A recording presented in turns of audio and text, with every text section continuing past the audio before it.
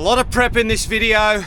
Prep for the big run up the coast to the tip of Australia. We get the PSR chassis brace plates on. There's no way we're going to be bending this 79. So we'll add another job to the list before we head off. I'm going to make a pull-out table shelf type setup with the drawer above. So I know I've got a height of about 300 for the two. We'll utilize the full width, which is around 950. So we've got a couple of pairs of runners. One's a heavy duty to take some decent weight, which we'll put on the drawer, and the other one we're just going to make a shelf. So we'll have a pull-out shelf table and then a drawer above. Custom. I don't even know how I'm going to do it yet. Now with the new shoes that we're running and taking up to Cape York, I've still not been able to announce what they are because the manufacturer still hasn't done their announcement. But all I can say is it's not an AT52 all-terrain, but I was so happy with them that we've kept them and we're going to put them on some other rims and run them from time to time. Still loving them on the 300, such an awesome tyre. It's been a very long time since I've been to Cape York, and a couple of years back we did attempt a run up there. I towed the Jayco all the way up to Cairns. Shell and the kids flew, but we were a little bit early and the roads didn't open, so we did a trip back home along the coast, visiting a lot of beaches. But this year we're primed. It's the right time of year to be doing it. We've got Paul and Tish coming up with us. So Tish's Shell's sister, and Paul and I have known each other a long time. Done many trips together. He's got a cool N80, and all the early videos you saw of the kids on bikes learning to ride was all done up at their property. So I visit out to Adams and we're going to be getting these PSR chassis plates on the 79 4.8 and have a look inside. You don't see this in many utes. An auto. Autos are the go for old people, aren't they? Busted neck and back. So what Adam's referring to there with the busted neck and back, if you remember that 2-car challenge all those years ago, in the first stage where he did hurt himself pretty badly. So it's taken a long time to rebuild his body, and the auto in the ute is going to help. So the tray's off, the latest mod, the exhaust, and we're going to hear this run. How long's it taken? 6 months. 6 months. So it was cab off, motor out, motor in.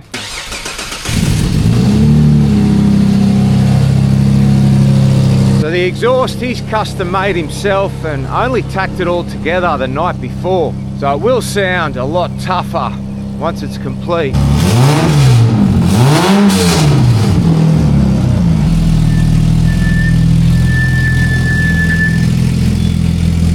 So we're here today, we're going to put the plates on. The PSR sent down. Big boy's still up there, he's got to get that sorted, and the ute's nearly going. The Tojo. So the coiled 45. That's the next thing he's got to get going with the Ford Barra. The battery's disconnected. We've got some stuff going on here. The wheels are off. So the outline there on the outside plate. So we're going to grind all this up and we're going to weld these plates on. So this is what's going to strengthen the outside of the chassis. And there are plates for the inside, but we just spoke to PSR up on the Gold Coast. And this will be enough for the trip that we've got coming up. I have the canopy sitting here, but those plates down there, they go on the inside of the chassis from here forward. So a much bigger job. We'd have to take the exhaust totally off, we'd have to take the tray off, potentially the side steps. Maybe a job for another time. Drop the back part of the exhaust down so we can get his welder. We've got to fully weld it. Fully sick. That's some PPE there, Adam. Yeah. It's all happening. I might have a go. Free weld paint. So we're going to be painting the back of the plates. You actually spray the plate and the chassis. Oh, wrong colour, Mum. So not a lot of work getting the outside ones done. It was grind back the chassis, paint the plate, paint the chassis, and now weld on.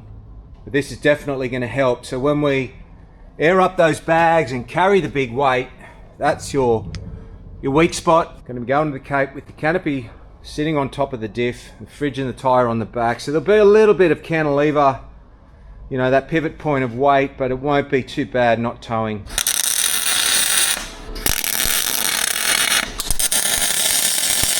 Looks good.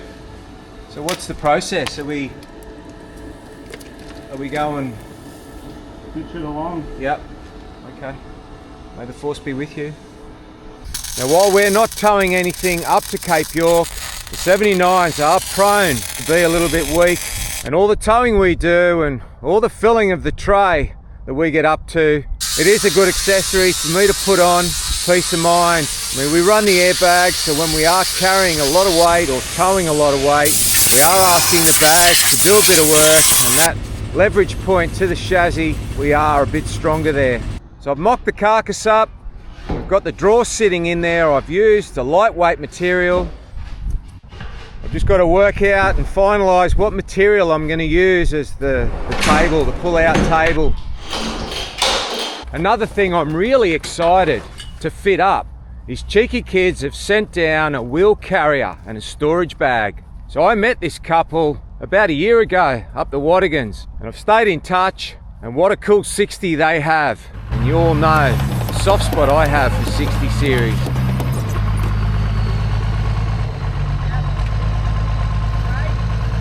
So I went through a period there where I had three, one after the other. This blue one was a 4-speed with a fairy overdrive.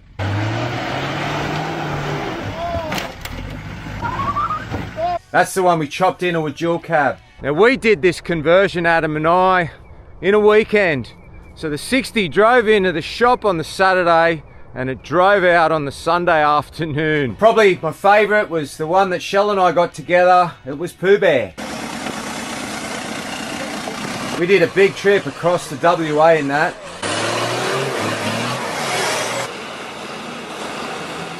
Always a soft spot for the 60s.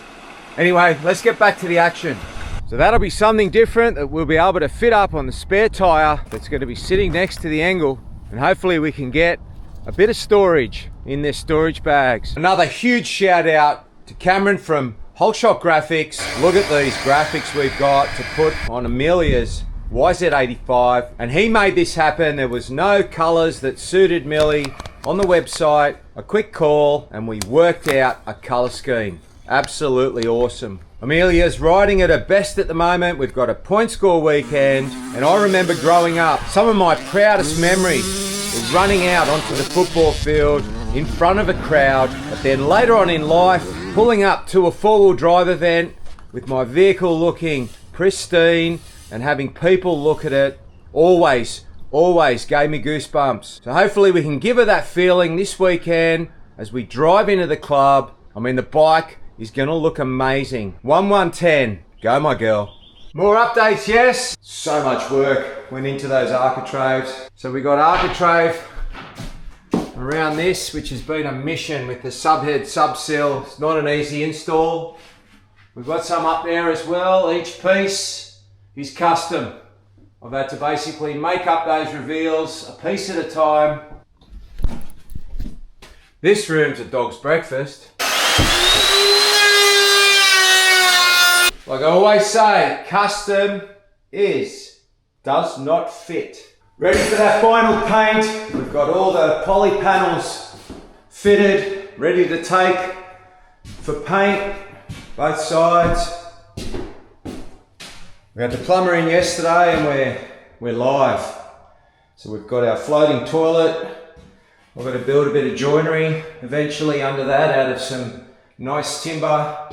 The heated tower rails I've just got to finish off at the bottom, put the bracket on, even put the fly screen in the window. So that's all we have this episode. The next one, we're going to announce what shoe we're taking to Cape York, as well as a heap of other stuff. So I hope you enjoyed this one, and as always, thanks for watching.